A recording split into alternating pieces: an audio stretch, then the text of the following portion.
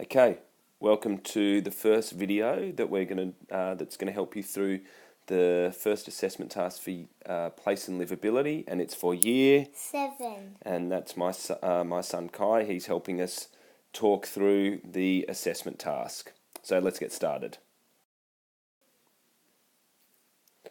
All right. So the first thing that you're gonna need to know is, what do you have? And so you're gonna have the assessment notification up here.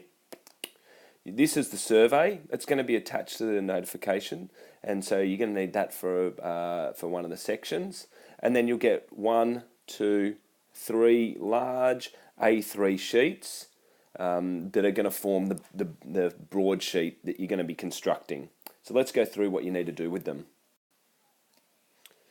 All right. So First up, you need to tape them together. Great. So that is the first thing you got to do. You got to tape them together. You're going to make sure this is. I've always found this is an area that students can just make a mistake if they're just rushing. The big thing here, number 1, take your time, and number 2, work in pairs. It's not a race. Get it done. If you do it slowly, you won't make any errors.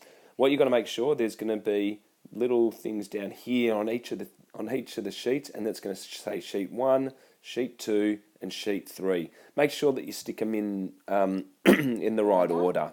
All right. So now there are a whole range of ways that you can stick them together, and it sounds probably a little bit silly to be talking to you about how to stick them together, but because you're going to be carrying this around for a few weeks, there are a few ways that I've found they're going to help you.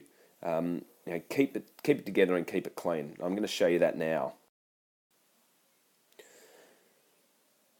All right, if this is the front side, what you need to do is you need to take a piece of tape, probably about 5 centimeters, and you need 2 of them, 2 times 5 centimeters, and you just stick them on the front side, just on the edges here. And what that's going to do, that's just going to hold the 2 sheets together for you. Once you've got those 2 smaller bits of tape on the edges, you turn it over and you do one long piece down the whole back of it.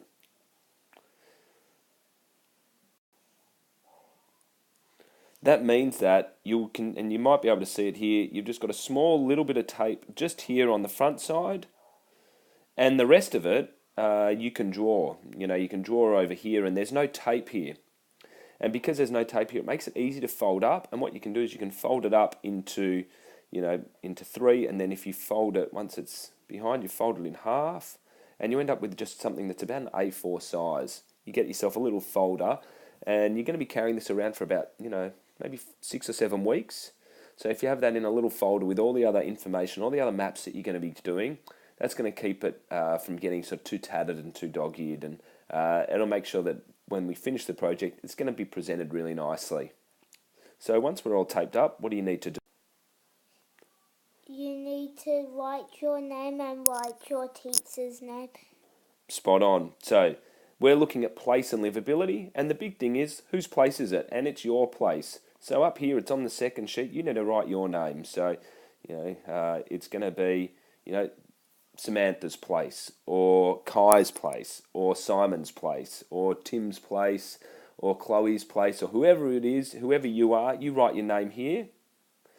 And then the section that we need to know is, we need to know your name again here, and whose else name do we need, Kai? The teacher's name. Good, we need the teacher's name here as well. So that's going to help us when we get to the end. All right, so hopefully this has helped you with getting started with the project. It's been it's pretty straightforward, but if you do this well, it sets you up nicely. The next video, we're going to start to get into some of the skills in Part A. Hope that's been helpful for you.